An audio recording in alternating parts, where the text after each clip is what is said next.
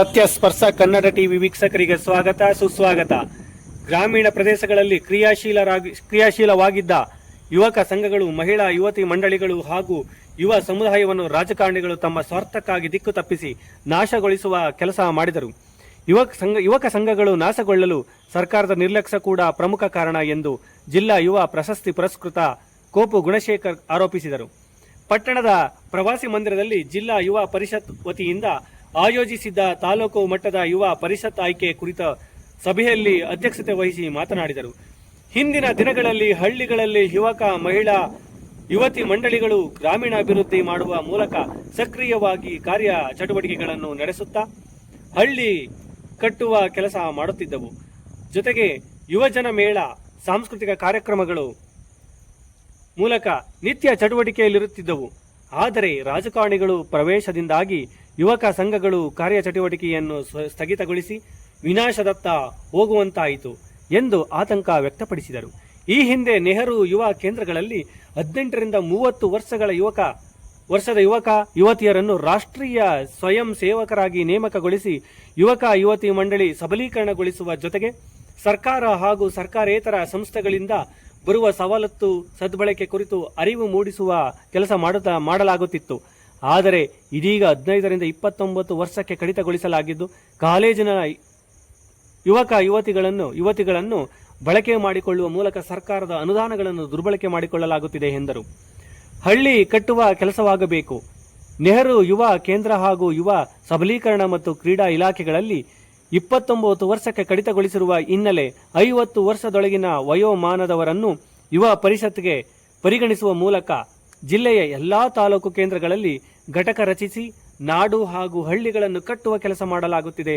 ಆ ಮೂಲಕ ಯುವಕ ಯುವತಿ ಮಂಡಳಿ ಸಕ್ರಿಯಗೊಳಿಸುವ ಜೊತೆಗೆ ಗ್ರಾಮೀಣ ಕ್ರೀಡೆ ಸೇರಿದಂತೆ ಸಾಂಸ್ಕೃತಿಕ ಚಟುವಟಿಕೆಗಳನ್ನು ಉತ್ತೇಜಿಸುವ ಕೆಲಸವನ್ನು ಪರಿಷತ್ ಮಾಡಲಿದೆ ಎಂದರು. ಅಧ್ಯಕ್ಷರಾಗಿ ಗಜೇಂದ್ರ ಗೋವಿಂದರಾಜು ಆಯ್ಕೆ.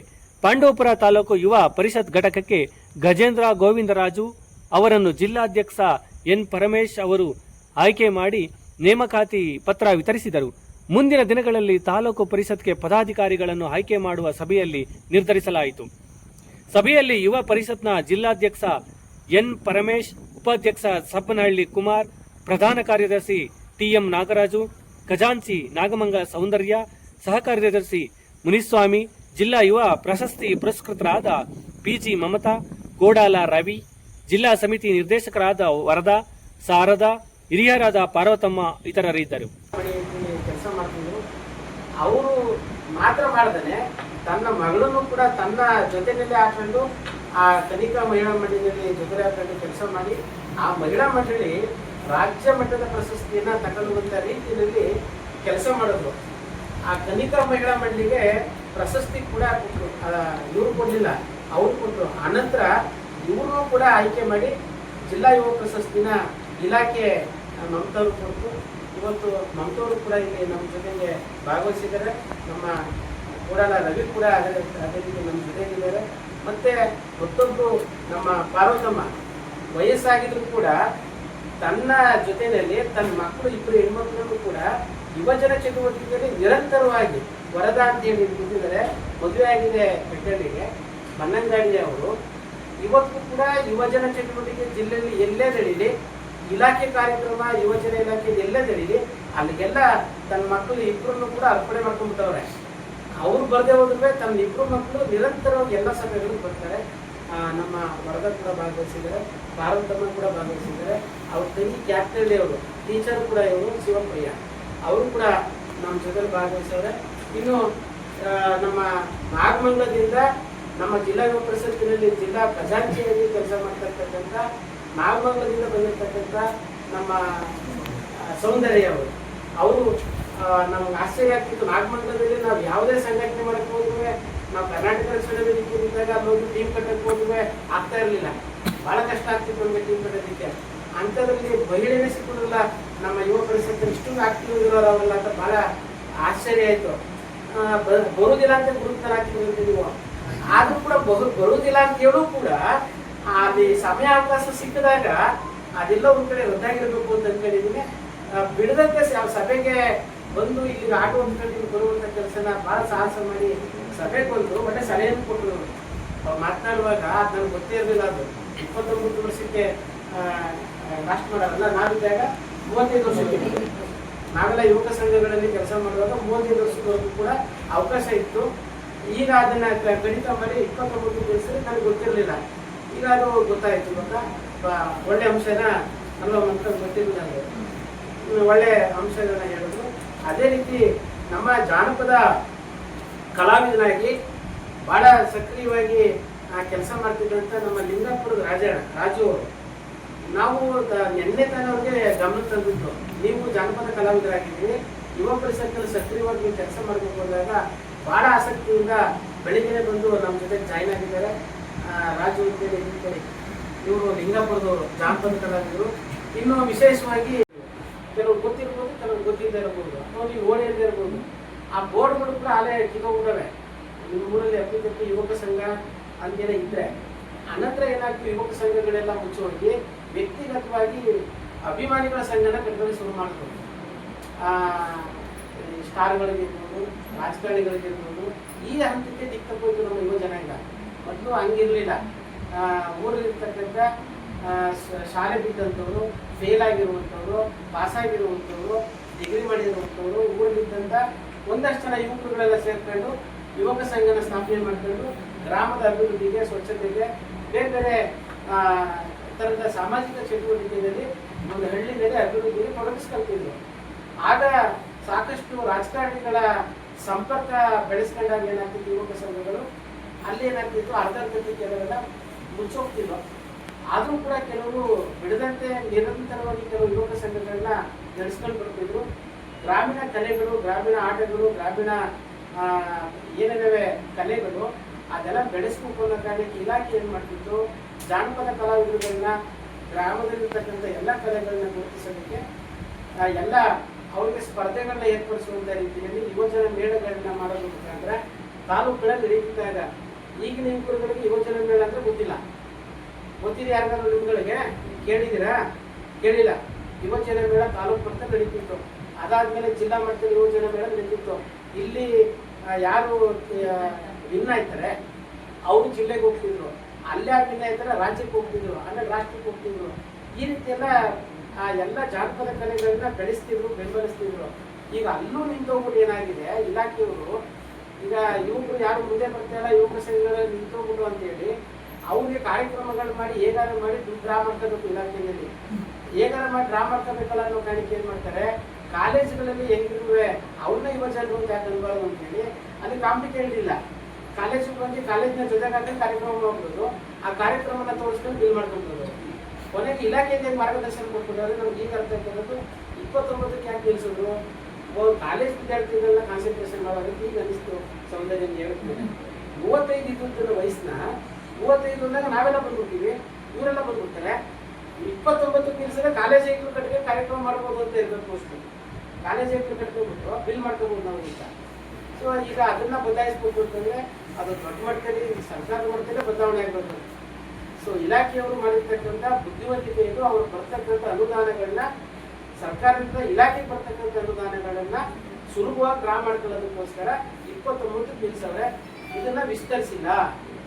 35 ಯುವಕರು ತಾನೆ, ನಾವು ಯುವಕರು ತಾನೆ, ವಯಸ್ಸಾಗಿರ್ಬೋದು, ಆದ್ರೆ ಮನಸ್ಸು ಮಾತ್ರ, ಉತ್ಸಾಹ ಮಾತ್ರ ಹಂಗೇನೆ ನಮ್ಗೆ ಅಲ್ವಾ. ಉತ್ಸಾಹ 20ನೇ ವಯಸ್ಸಿನವ್ರು ನಿಂತಿದೆ, 30ನೇ ವಯಸ್ಸಿನ ಈಗ ನಮ್ಗೆ ಆಗಲೇ 48, 49 ಬಂದಿದ್ದೀವಿ. ಆದ್ರೂ ಕೂಡ ನಿಮ್ಮಷ್ಟೇ ಉತ್ಸಾಹ ನಮಗಿದೆ. ಆದ್ರೆ ಉತ್ಸಾಹ ಇರುವಂತವ್ರು ಅವಕಾಶ ಕೊಡ್ತಾ ಇಲ್ಲ. ಇಲಾಖೆಯಲ್ಲಿ ಕಟ್ ಮಾಡ್ತವ್ರಲ್ಲಿ ನಿಯಮಗಳನ್ನ ಏರ್ಪಟ್ಟಿರ್ತವ್ರೆ. ಕಾಲೇಜುಗಳ ಜೊತೆ ಸೇರ್ಕೊಂಡ್ರೆ ಅವರು ನಿಮ್ಗೆ ಅನುದಾನ ಎಷ್ಟು ಬಂದಿದೆ, ಆ ಬಂದಿರೋ ದುಡ್ಡನ್ನ ನಮ್ಗೆ ಕೊಡಿ ಅಂತ ಇಲ್ಲ. ಏನು ಕಾಲೇಜವ್ರು ಕೇಳಲ್ಲ. ಈ ಹೆಂಗಿದ್ರು ಸ್ಟ್ರೆಂತ್ ಸೇರಿಸ್ಬೇಕಾಗಿಲ್ಲ. ಕಾಲೇಜ್ ಹುಡುಗರೆಲ್ಲ ಹೆಸರು ಮಾಡಿಸ್ಬಿಡ್ತಾರೆ, ಕಷ್ಟಪಟ್ಟು ಜನ ಸೇರಿಸೋದಿಲ್ಲ. ಇಲ್ಲಿ ಜನ ಸೇರಿಸ್ಬೇಕಾದ್ರೆ ಕಷ್ಟ ಗಜೇಂದ್ರ ಗೊತ್ತಾಗಿರೋದು ಇವತ್ತು ಅಲ್ವಾ. ಯಾರೇ ಆಗಲಿ, ನಾನೇ ಆಗಲಿ, ನೀವೇ ಆಗಲಿ, ಜನನ 20 ಜನ ಸೇರಿಸ್ಬೇಕಂದ್ರೆ ಆ ಸಂಘಟನೆಗಳಿಗೆ ಆ ನೋವುಗಳು ಅವ್ರಿಗೆ ಗೊತ್ತು. ನಮ್ಗಳಿಗೆ ಒಂದು ತಾಲೂಕು ಮಟ್ಟದ ಯುವಜನ ಮೇಳ ಮಾಡ್ತೀನಿ ಅಂತಂದ್ರೆ 2 ವರ್ಷ ಆಯಿತು ಸೌಂದರ್ಯ ಆಗ ನಮಗೆ ಆಮೇಲೆ ಎಷ್ಟು ಮಾಡೋದು ಗೊತ್ತಿಲ್ಲ. ನೀವು ಹೇಳಿದ್ರಿಯಾ 2,000 ರೂಪಾಯಿ ಕೊಡ್ತಿದ್ರು. ಆ 2,000 ರೂಪಾಯಿನಲ್ಲಿ ನಮಗೆ ಖರ್ಚಾಗ್ತಿದ್ದು ಸುಮಾರು 30,000 ಮೇಲೆ. ನಮಗೆ ಖರ್ಚಾಗ್ತಿರ್ತಿತ್ತು. ಇನ್ನು ಉಳಿಕೆ ದುಡ್ಡನ್ನ ರಾಜಕಾರಣಿಗಳ ಹತ್ರ ಹೋಗ್ಬೇಕಾಗಿತ್ತು. ನಾವು ರಾಜಕಾರಣಿಗಳ ಹತ್ರ ಹೋದ್ರೆ ಏನ್ ಮಾಡ್ತಾರೆ, ಇವ್ರು ನಮ್ಮ ಫಾಲೋವರ್ ಅಂತ ನೋಡ್ತಾರೆ. ಅಥವಾ ಫಾಲೋವರ್ ಅಲ್ಲದವ್ರು ಕೂಡ ನಾಳೆಗಾರು ಫಾಲೋವರ್ ಆಯ್ತಾನ ಗುರುಶೇಖರ ಅಂತ ಹೋಗ್ತಾರೆ. ನಾನು ಕರ್ನಾಟಕ ರಕ್ಷಣಾ ವೇದಿಕೆ ನಾನು ದೇಶದಲ್ಲೂ ಅದೇ ಪರಿಸ್ಥಿತಿ ಇತ್ತು. ನಾನು ನಮ್ಮ ಲೀಡರ್ ಅಂತ ಹೋಗ್ತಿದೆ, ದುಡ್ಡು ಬೇಕು, ಫಂಕ್ಷನ್ ಮಾಡಬೇಕು, ಸಹಾಯ ಕೇಳಬೇಕು ದಾನಿಗಳ ಹತ್ರ. ಸೊ ಗುರುಶೇಖರ ಈಗ ಯಾವ ಪಾರ್ಟಿ ಇವನು, ಹೆಂಗ್ ನಾವು ಸಹಾಯ ಮಾಡೋದು ಹೀಗೆ? ಅಕಸ್ಮಾತ್ ಆಯ್ತಪ್ಪ ಇವನು ಅಲ್ಲಿ ಯಾವುದ್ರಲ್ಲೂ ಇಲ್ಲ, ಮುಂದಿಕಾರು ಬಂದ ನಮ್ಮ ಜೊತೆಗೆ ಈ ನಿರೀಕ್ಷೆಗಳನ್ನ ಇಟ್ಕೊಂಡು ನಮಗೆ ಸಹಾಯ ಮಾಡೋರು. ಆಗ ನನ್ಗೇನು ಮಾಡೋರು, ನನ್ಗೊಂದು ಪಕ್ಷದವ್ರು ಗಾಳಾಕೋರು. ನಾನು ನನ್ನ ಅವ್ರು ಗಾಳಾಕಿದ್ರೆ ನನ್ನ ಹಿಂದ್ಗಡೆ ಇರ್ತಾರಲ್ಲ ನನ್ನ ಹಿಂಬಾಲಕರು, ಅವರು ಇನ್ನೊಂದು ಪಾರ್ಟಿಯವ್ರು ಗಾಳಾಕೋರು, ಹೊಡೆದೋಗುದು ನಮ್ಮ ಟೀಮು. ಈ ತರ ನಮ್ಗೆ ಹೆಂಗಾಗ್ತಿತ್ತು, ಯುವಕ ಸಂಘಗಳ ಹಳ್ಳಿಗಳಲ್ಲಿ ನಿಮ್ಗೆ ಗೊತ್ತಾಗಲಿ ಅಂತ ಹೇಳ್ತಾರೆ ಯುವಕರುಗಳಿಗೆ, ಹಳ್ಳಿಗಳಲ್ಲಿ ಯುವಕ ಸಂಘಗಳು ಯಾಕೆ ಹೊಡೆದೋಗ್ತಿದ್ವು ಅನ್ನೋದಕ್ಕೆ ರಾಜಕಾರಣಿಗಳ ಪ್ರವೇಶ. ರಾಜಕಾರಣಿಗಳ ಪ್ರವೇಶ ಯಾಕೆ ಮಾಡ್ತಿದ್ರು, ನಾವು ಅವ್ರ ದುಡ್ಡು ಹೋಗ್ತಿದ್ದಕ್ಕೆ. ಸರ್ಕಾರವೇ ಕಾರ್ಯಕ್ರಮಕ್ಕೆ ಎಷ್ಟಾಗ್ತಿದೆ ಅಷ್ಟು ದುಡ್ಡ ಕೊಟ್ಬಿಟ್ಟಿದ್ರೆ ನಾವೇ ರಾಜಕಾರಣಿಗಳಿಗೆ ಹೋಗಿ ಹತ್ರ ಹೋಗ್ತಿದ್ವು ಅಲ್ವಾ? ನಮ್ಗೆ ಈಗ ಒಂದು ಕಾರ್ಯಕ್ರಮಕ್ಕೆ 30,000 ರೂಪಾಯಿ ಬೇಕು. 30,000 ರೂಪಾಯಿನ ಸರ್ಕಾರವೇ ಕೊಟ್ಬಿಟ್ರೆ ನಮ್ಗೆ ನಾವ್ಯಾಕೆ ಇಲ್ಲಿರೋ ಲೀಡರ್ ಎಲ್ಲ ಪಕ್ಷದ ಲೀಡರ್ಗಳು ತಗೋಗಿ ಹಣ ಬಂದ್ರಣ ಅಂತ ಕೇಳ್ತಿದ್ವಿ. ಅವ್ರನ್ನ ಬಂದ ಮೇಲೆ ಏನ್ ಮಾಡ್ತಾರೆ, ಅವ್ರು ಕೊಟ್ಟು ದುಡ್ಡಿಗೆ ಮೇಲೋ ಕೆಲವು ನೋಡಿ ಹಾಕ್ಬೇಕು. ನಾವೆಲ್ಲ ಅವ್ರು ಕೊಟ್ಟು ದುಡ್ಡು ಬೇರೆ ಅಂದ್ರೆ ನಮ್ಗೆ ಆ ಕೆಳಗೆ ಹಾಕ್ಬಿಟ್ಟಿದ್ದು ಅದಕ್ಕೂ ಬರಲ್ಲ. ಅವರು ಅಲ್ಲಿ ಬೇರೆ ಬೇರೆ ತರ ಅಧಿಕಾರದಲ್ಲಿದ್ದಾರೆ, ಅಧಿಕಾರದಲ್ಲಿ ಇಲ್ವಾ, ಈ ತರ ಗೊಂದಲಗಳು ಹಳ್ಳಿನಲ್ಲಿ ಯುವಕ ಸಂಘಗಳು ಹೊರಗೋಗೋದಕ್ಕೆ ಕಾರಣ. ಒಂದ್ ಕಡೆ ರಾಜಕಾರಣಿಗಳು ತಪ್ಪು ಅಂತ ಹೇಳಕ್ಕಾಗಲ್ಲ, ಸರ್ಕಾರದೇ ತಪ್ಪು.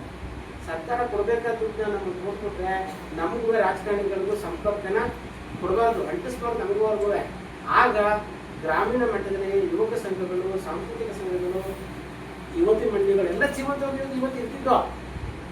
ಅವ್ರು ದುಡ್ಡು ಕೊಡದೇ ನಾವು ರಾಜಕಾರಣಿಗಳಂತ ಹೋಯ್ತಿದ್ದೋ. ಆಗ ಅವ್ರು ನಮ್ಮನ್ನ ಜೊತೆಗೆ ಹಾಕತ್ತಿದ್ರು. ಈ ರೀತಿಯಲ್ಲಿ ನಮ್ಮ ಯುವಕ ಸಂಘಗಳೆಲ್ಲ ಹಿಂದೆ ಹಾಳಾಗ್ತಾವ. ಎಲ್ಲೋ ನೋಡಿದ್ರೆ ತಿಳಿಸ್ಕೊಂಡಿರೋದು ಯುವ ಪರಿಷತ್ನಲ್ಲಿ ಇಲಾಖೆ ಮಾಡಿರೋದು 29ಕ್ಕೆ. ನೀವೇನ್ ಮಾಡಿ, ಪ್ರತಿ ಕಾಲೇಜುಗಳಿಗೆ ಹೋಗಿ ನೀವೇ ನಿಮ್ ತಂಡ ಕಟ್ಟಿಕೊಂಡು ಕಾಲೇಜುಗಳಿಗೆ ಹೋಗಿ NSS ಘಟಕಗಳಿವೆ ಆಯ್ತಾ, ಎಲ್ಲ ಡಿಗ್ರಿ ಕಾಲೇಜುಗಳಿಗೆ ಹೋಗ್ರಿ. ಅವ್ರನ್ನ ಆಚೆ ತಂದು ಹಳ್ಳಿಗಳಲ್ಲಿ ಯುವಕ ಸಂಘಗಳು ಮಾಡಿಸ್ರಿ. ಯುವಕ ಸಂಘಗಳು ಮಾಡಿಸ್ಬಿಟ್ಟು ಯುವತಿ ಮಂಡಳಿಗಳನ್ನ ಮಾಡಿಸ್ರಿ. ಹಳ್ಳಿಗಳಿಗೆ ಹೋಗ್ಬಿಟ್ಟು ಅವರು ರಾಜಕಾರಣಿಗಳು ಟಚ್ಗೆ ಹೋಗ್ಬಾರ್ದು. ಅವರು ಸರ್ಕಾರದಿಂದ ಏನ್ ದುಡ್ಡು ಇದೆಯೋ ಆ ದುಡ್ಡನ್ನ ಸಂಪೂರ್ಣವಾಗಿ ಅವ್ರಿಗೆ ಕೊಡಿಸಿ ಕಾರ್ಯಕ್ರಮಗಳು ಮಾಡಿಸ್ರಿ. ರಾಜಕಾರಣಿಗಳನ್ನ ಕರೀದೇ ಬೇಡ, ನಮ್ಗೆ ಯಾವ ಸವಾಸನೆ ಬೇಡ. ಸವಾಸ ಮಾಡಿದಷ್ಟು ನಮ್ಮನ್ನ ಹೊಡೆದ್ಬಿಡ್ತಾರೆ. ನಮ್ಮನ್ನ ಆ ರೀತಿಯಲ್ಲಿ ಬಹಳ ಡಿಫ್ರೆಂಟ್ ಆಗಿ ನಾವೇನ್ ಮಾಡೋಣ ನೋಡ್ರಿ, ನಾವು ಕಾರ್ಯಕ್ರಮ ಕರಿಬಾರ್ದು. ಅವ್ರು ದುಡ್ಡಿಸ್ಕೋಬೇಕು ಇಲಾಖೆಯಲ್ಲಿ ಅಂತಂದ್ರೆ ರೂಲಿಂಗ್ MLA ಕರೀರಿ ಇರ್ತಾರೆ, ಆ ಕರಿಬೇಕಾದ್ರೆ ಆ ರೂಲಿಂಗ್ MLA ಕರೆದ್ರೆ ಆಪೋಸಿಷನ್ ಲೀಡರ್ ಏನ್ ಮಾಡ್ತಾನೆ, ಅವನ ತರ ಮುನ್ಸ್ಕೊತಾನೆ ನಮ್ಮ ಜೊತೆ. ಅವನ್ ಫಾಲೋವರ್ ಹುಡುಗರುಗಳು ನಮ್ಮ ಜೊತೆ ಸೇರಲ್ಲ. ಹಿಂಗೆ ನಮ್ಗೆ ಬಹಳ ತಿಕ್ಕಾಟ ಕೊಟ್ಟು ಹಳ್ಳಿಗಳಲ್ಲಿ ಸಂಘಗಳು ಹಿಡಿದಂಗೆ ಮಾಡಿ ಸಂಘಗಳು ನಿಂತೋಗ್ಬಿಟ್ಟಾಗತ್ತೆಲ್ಲ. ಆ ಕಾರಣಕ್ಕೆ ಮುಂದಕ್ಕೆ ಅದೇನೇ ಆಗಲಿ ನಾವೆಲ್ಲ ಮನಸ್ಸನ್ನ ಗಟ್ಟಿ ಮಾಡ್ಕೊಂಡು ನಿರಂತರ ನಾವೆಲ್ಲ ಇರಬೇಕು ಅನ್ನೋ ಕಾರಣಕ್ಕೆ ಈ ಯುವ ಪರಿಷತ್ನ ನಾವು ಆರಂಭ ಮಾಡಿದೀವಿ. ಯುವ ಪರಿಷತ್ನ ನಾವೆಲ್ಲ ಏನು ವಯಸ್ಸಾಗಿದ್ದೀವಿ ನಾವೆಲ್ಲ ಯುವ ಪರಿಷತ್ತಲ್ಲಿ ಇರೋಣ. ಯಾರ್ಯಾರು ಈ ಇಲಾಖೆ ಕಾನೂನು ಮಾಡಿದೆ ಆ 29 ಸ್ಟೂಡೆಂಟ್ಸ್ಗಳನ್ನ ತರೋಣ, ತಂದು ಊರುಗಳಲ್ಲಿ ಯುವಕ ಸಂಘಗಳನ್ನ ಸ್ಟಾರ್ಟ್ ಮಾಡಿಸೋಣ. ಹಳ್ಳಿಗಳಲ್ಲಿ ಯುವತಿ ಮಂಡಳಿಗಳು ಅದನ್ನು ಕೂಡ ಆರಂಭ ಮಾಡೋಣ ಆಯ್ತಾ. ಮತ್ತೆ ಜವಾಬ್ದಾರಿಗಳೇನು, ಅವರು ಊರಿನ ಗ್ರಾಮದ ಅಭಿವೃದ್ಧಿಯಲ್ಲಿ ನಮ್ಮ ಪಾತ್ರ ಏನು, ಯುವಜನರ ಪಾತ್ರ ಏನು, ಇವೆಲ್ಲನೂ ಕೂಡ ಅವ್ರಿಗೆ ಟ್ರೈನಿಂಗ್ ಕೊಡುವಂತ ಕೆಲಸನ ಮಾಡೋಣ. ಅದಕ್ಕೆಲ್ಲ ದುಡ್ಡಿದೆ ಇಲಾಖೆಯಲ್ಲಿ, ಅದೆಲ್ಲ ನಮ್ಮ ಜನಕ್ಕೆ ಗೊತ್ತಿಲ್ಲ. ಅದೆಲ್ಲ ದುಡ್ಡಿಸ್ಕೊಂಡು ಕಾರ್ಯಕ್ರಮ ಮಾಡಿದ್ರೆ ನಾವೇನ್ ಮಾಡ್ತಾ ಇದೀವಿ, ರಾಜಕಾರಣಿಗಳಿಂದ ಹೋಗ್ತಾ ಇದೀವಿ ನಾವು. ಈಗ ಒಂದಷ್ಟು ನಾವಿದ್ದ ಕಡಿಮೆ ಇತ್ತು, ಈಗ ಒಂದು ಸ್ವಲ್ಪ ಜಾಸ್ತಿ ಮಾಡಿದಾರಂತೆ. ಅದ ಹಣನ ಸದ್ಬಳಕೆ ಮಾಡ್ತಾ ಇದ್ರು. ಊರಿನಲ್ಲಿ ಸಾಮಾಜಿಕ ಕಾರ್ಯಗಳನ್ನ ನಾವೆಲ್ಲರೂ ಕೂಡ ಸೇರಿ ಮಾಡೋಣ. ನೋಡಿ, ನಾವು ಪಾರ್ವತಮ್ಮ ಅಂತ ಹೇಳ್ತಿದ್ವಲ್ಲ, ಅವ್ರ ಮಗಳು ಹಿರಿಮಗಳು ನೋಡಿ ಹೆಂಗ್ ಬಂದವ್ರೆ. ಇವ್ರು ಕಿರಿಮಗಳು ವರದ, ಅವ್ರು ಶಾರದಾ ಕರ್ನಾಡ ಮದುವೆ ಆಗಿರೋದು ಶ್ರೀರಂಗಪಟ್ಟಣ ತಾಲೂಕು. ನಮ್ಮ ತಾಲೂಕಿನಲ್ಲಿ ಅಭಿಮಾನ. ನಾನು ಕರೆದ ಬಗ್ಗೆ ಹೇಳಿದೆ, ನಮ್ರತ್ತನೇ ಅಲ್ವಾ ನಿಮ್ ಮೊಬೈಲ್ಗೆ ಅಂತಂದೆ. ಈಗ ಇಲ್ಲಿ ಮದುವೆ ಆಗಿರೋದಲ್ವ, ನಮ್ಮ ತಾಲೂಕಿನಿಂದ ಶ್ರೀರಂಗಪಟ್ಟಣ ಮದುವೆ ಆಗಿರೋದು. ರಾಜಕಾರಣಿಗಳನ್ನ ಸ್ವಲ್ಪ ಅವಾಯ್ಡ್ ಮಾಡೋಣ. ಪಕ್ಷಾತೀತವಾಗಿ ನಾವೆಲ್ಲರೂ ಕೂಡ ಗ್ರಾಮ ಕಟ್ಟುವಂತ ಕೆಲಸ ಮಾಡೋಣ. ಹೊಸ ಹೊಸ ಯುವಕರನ್ನ ತಂದ್ಬಿಟ್ಟು ಆಮೇಲೆ ನಾವು ಅವ್ರನ್ನ ಪದಾಧಿಕಾರಿ ಮಾಡೋಣ ನಾವೆಲ್ಲರೂ ಕೂಡ. ಈಗಿರೋ ನೀವೆಲ್ಲ ಪದಾಧಿಕಾರಿಗಳು ಏನಾಗ್ತೀರಿ, ನೀವೆಲ್ಲ ಏನ್ ಮಾಡಿ ಹೊಸ ಹೊಸ ಹುಡುಗರುಗಳನ್ನ ತಂದ್ಬಿಟ್ಟು 1-2-3 ವರ್ಷ ಕೆಲಸ ಮಾಡಿ, ಆಮೇಲೆ ಅವ್ರಿಗೆ ಜವಾಬ್ದಾರಿ ಕೊಟ್ಟು ನೀವೆಲ್ಲ ಹೊರಬನ್ನಿ. ನೀವೆಲ್ಲ ಅಷ್ಟೊತ್ತಿಗೆ ನಿಮ್ಗೊಂದು 3-4 ವರ್ಷ ಆಗಿರ್ತದೆ. ಈ ವೇದಿಕೆಯನ್ನು ಬಳಸ್ಕೊ ಇದರಿಂದ ಎಷ್ಟೋ ಜನ ಲೀಡರ್ಗಳಾಗವ್ರೆ, MLA ಯುವಕ ಸಂಘಗಳ ಮುಖಾಂತರ ನಾಯಕತ್ವ ಬೆಳೆಸ್ಕೊಂಡವ್ರೆ. ಆ ಯುವಕ ಸಂಘಗಳನ್ನೇ ತೀರಿಸ್ಬಿಡ್ತಾರೆ, ಅಲ್ಲಿಂದ ಬಂದು ಅಲ್ಲಿ ಅದ್ರ ಮೇಲೆ ಕಣ್ಣಿಟ್ಬಿಡ್ತಾರೆ ಅವರು. ಆ ಕಾರಣಕ್ಕೆ ನಾವೆಲ್ಲ ಅದನ್ನ ಸದ್ಬಳಕೆ ಮಾಡ್ಕೊಳ್ಳೋಣ, ನಾಯಕತ್ವನ ಕೊಡೋಣ, ಹೊಸ ಯುವಕರನ್ನ ಆಚೆ ತರುವಂಥ ಕೆಲಸ ಮಾಡೋಣ ಅಂತ ಹೇಳ್ತಾ, ಈ ಸಂದರ್ಭದಲ್ಲಿ ಈಗ ತಾಲೂಕಿನಾದ್ಯಂತ ನಾವು ಯಾವುದೇ ಯುವಕರುಗಳನ್ನ ಈಗ ಸಂಪರ್ಕ ಮಾಡಿದ್ದೆ, ಯುವಕ ಸಂಘಗಳು ಯುವತಿ ಮಂಡಳಿಗಳು ಇಲ್ಲದೇ ಇರೋದ್ರಿಂದ ನಾನು ಗಜೇಂದ್ರ ಅವರಿಗೆ ಜವಾಬ್ದಾರಿ ಕೊಟ್ಟೆ, ಹೀಗೆ ಕಣಪ್ಪ ಈಗ ಮಾಡಬೇಕು. ಈಗ ತಕ್ಷಣದಲ್ಲಿ ಆ ತೇರನ್ನ ಎಳೆಯುವಂಥ ಕೆಲಸನ ಯುವ ಪರಿಷತ್ತು ತಾಲೂಕಿನಲ್ಲಿ ಆ ತೇರನ್ನ ಎಳೆಯುವಂಥ ಸಾರಥ್ಯವನ್ನ ಈಗಾಗಲೇ ನಿನಗೆ ಕರ್ನಾಟಕ ರಕ್ಷಣಾ ವೇದಿಕೆಯಲ್ಲಿ ತಾಲೂಕು ಅಧ್ಯಕ್ಷರಾಗಿ ಕೆಲಸ ಮಾಡಿ ಅನುಭವ ಇರೋದ್ರಿಂದ ಗಜೇಂದ್ರನಿಗೆ ಆ ಜವಾಬ್ದಾರಿನ ಯುವಕರನ್ನ ಕಟ್ಟುವಂಥ ಕೆಲಸನ ನೀನು ಜವಾಬ್ದಾರಿ ವಹಿಸ್ಕೋಬೇಕನ್ನಪ್ಪ ಅಂತಂದಾಗ ಇನ್ನು ಉಳಿದಂಥ ಪದಾಧಿಕಾರಿಗಳನ್ನ ಕ್ರಿಯಾಶೀಲರನ್ನ ನೀನು ನೇಮಕ ಮಾಡ್ಕೊಂಡು ತಾಲೂಕಿನಲ್ಲಿ ಟೀಮ್ ಕಟ್ಟುವಂಥ ಕೆಲಸನ ಮಾಡಬೇಕು ಅಂತ ಕೇಳ್ಕೊಂಡಾಗ ಭಾಳ ಸಂತೋಷದಿಂದ ಒಪ್ಕೊಂಡು ಇವತ್ತಿನ ಈ ಸಭೆಯ ಸಂಘಟನೆಗೆ ಕಾರಣಕರ್ತ ಆಗಿರ್ತಕ್ಕಂಥ ಗಜೇಂದ್ರನಿಗೆ ತುಂಬ ಪ್ರೀತಿಯಿಂದ ಸ್ವಾಗತಿಸ್ತೀನಿ ಮತ್ತು ಅಭಿನಂದಿಸ್ತೀನಿ. ಮತ್ತೆ ನಾನು ಹೇಳಿದೆ ಯೋಚನೆ ಮಾಡ್ಕೊಂಡು ಪತ್ರಿಕೆಗಳಿಗೆ ನೀವು ಬಿಡುಗಡೆ ಮಾಡ್ಕೊಳ್ಳುವಂಥ ಜವಾಬ್ದಾರಿ ನಿಮ್ಮದು, ತಾಲೂಕು ಪದಾಧಿಕಾರಿಗಳು ಮತ್ತು ಹೋಬಳಿ ಅಧ್ಯಕ್ಷರುಗಳು, ಆಯ್ತಾ. ಅನಂತರ ಅವ್ರಿಗೆಲ್ಲ ಗುರುತಿನ ಚೀಟಿ ಏನು ಕಾರ್ಡ್ ಕೊಡಬೇಕು ಅದನ್ನು ಜಿಲ್ಲಾ ಸಮಿತಿಯಿಂದ ಕೊಡ್ತಾರೆ. ಗುರುತಿನ ಕಾರ್ಡ್ನ ನೀವು ಅದನ್ನು ಫೋಟೋಸ್ ಎಲ್ಲ ಎಲ್ಲರೂ ಕಲೆಕ್ಟ್ ಮಾಡ್ಕೊಳ್ಳಿ, ಎಲ್ಲರೂ ID ಕಾರ್ಡ್ನ ಜಿಲ್ಲಾ ಸಮಿತಿಯಿಂದ ನಮ್ಗೆ ಕೊಡ್ತಾರೆ. ಜಿಲ್ಲಾ ಮಟ್ಟದ ಕಾರ್ಯಕ್ರಮಗಳಿದ್ದಾಗ ನಾವೆಲ್ಲರೂ ಕೂಡ ಭಾಗವಹಿಸಿ ಅಂತ ಹೇಳ್ತಾ, ಈ ಸಂದರ್ಭದಲ್ಲಿ ಈ ನಮ್ಮ ಒಂದು ವಿಷಯಕ್ಕೆ ಸಂಬಂಧಪಟ್ಟಂತೆ ಅಧ್ಯಕ್ಷರ ಆಯ್ಕೆ ಸಂಬಂಧಪಟ್ಟಂತೆ ಎಲ್ಲರೂ ಕೂಡ ಸಹಮತವನ್ನು ಸೂಚಿಸಿದಂತ ಇಲ್ಲಿ ಸೇರಿರ್ತಕ್ಕಂಥ ಎಲ್ಲರೂ ಕೂಡ ಅಭಿನಂದಿಸಿದ. ಯುವ ಪರಿಷತ್ತು ಮಂಡ್ಯದಿಂದ ಬಂದು ನನ್ನನ್ನು ಅಧ್ಯಕ್ಷ ಮಾಡಬೇಕು ಅಂತೇಳಿ ಕುಶೇಖರಲ್ಲಾಗಲಿ ಮತ್ತು ಸಹಪಾಠಿಗಳಾಗಲಿ ಎಲ್ಲರೂ ತೀರ್ಮಾನ ಮಾಡಿ ನನ್ನ ಅಧ್ಯಕ್ಷನಾಗಿ ಘೋಷಿಸಿದ್ದಕ್ಕೆ ಅವರಿಗಾಗಲಿ ಮತ್ತು ನಮ್ಮ ತಾಲೂಕಿಂದ ಎಲ್ಲ ಬಂದಿರುತ್ತ ಯುವಕರಿಗೆಲ್ಲ ನನ್ನ ನಮಸ್ಕಾರಗಳನ್ನು ತಿಳಿಸ್ತೀನಿ.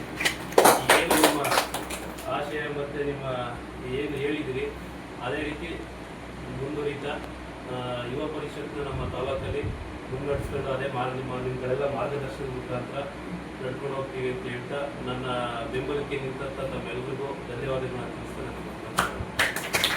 ಎಲ್ಲ ಕಮಿಟಿಗೆ ನನ್ನ ಧನ್ಯವಾದಗಳನ್ನ ತಿಳಿಸ್ತಾ, ಹಾಗೆ ನಮ್ಮ ತಾಲೂಕಿಂದ ಬಂದಿರ್ತಾ ಯುವತಿಯರಿಗೂ ನನಗೆ ಬೆಂಬಲಿಸಿದಂಥ ಎಲ್ರಿಗೂ ಧನ್ಯವಾದಗಳನ್ನ ತಿಳಿಸ್ತೀನಿ. ಹಾಗೆ ನಮ್ಮ ಏನು ಯುವ ಪರಿಷತ್ತದು ಅಜೆಂಡಾ ಏನಿದೆ ಅದೇ ಪ್ರಕಾರ ಅವರ ಮಾರ್ಗದರ್ಶನದ ಪ್ರಕಾರ ನನ್ನ ಮುಂದಿನ ಚಲನವಲನ ನಡೆಯುತ್ತೆ. ಆ ಮಾರ್ಗದರ್ಶನದ ಪ್ರಕಾರ ತಾಲೂಕಲ್ಲಿ ಯುವತಿಯರನ್ನ ಎತ್ಕಟ್ಟಲಿಕ್ಕೆ, ಮಹಿಳಾ ಮಂಡಳಿಗಳ ಕಟ್ಟಲಿಕ್ಕೆ ಮುಂದಾಗಿ ಆ ಕೆಲಸ ಕಾರ್ಯಗಳಲ್ಲಿ ತೊಡಗಿಸ್ಕೊಂಡು ಮಾಡ್ತೀವಿ ಅಂತ ಹೇಳ್ತಾ ಅಧ್ಯಕ್ಷರಾಗಿ ಕರ್ನಾಟಕ ರಕ್ಷಣಾ ವೇದಿಕೆಯಲ್ಲಿ ಕೆಲಸ ಮಾಡಿದ್ದೆ. ನಂತರ ಬದಲಾವಣೆ ಅನ್ನೋದು ಸಹಜ ಪ್ರಕ್ರಿಯೆ ಅದು. ಹಾಗಾಗಿ ಅದರಿಂದ ಹೊರಗೆ ಬಂದೆ. ಈಗ ನಮ್ಮನ್ನ ಗುರುತಿಸಿ ಯುವ ಪರಿಷತ್ತಿಂದ ಅಧ್ಯಕ್ಷರಾಗಿ ಆಯ್ಕೆ ಮಾಡಿದ್ದಾರೆ. ಅದರಲ್ಲಿ ತೊಡಗಿಸಿಕೊಂಡು ಇನ್ನು ಯುವಕ ಬಗ್ಗೆ ಕೆಲಸ ಮಾಡ್ಕೊಂಡು ಹೋಗೋಕ್ಕೆ ಇಚ್ಛೆ ಪಡ್ತೀನಿ.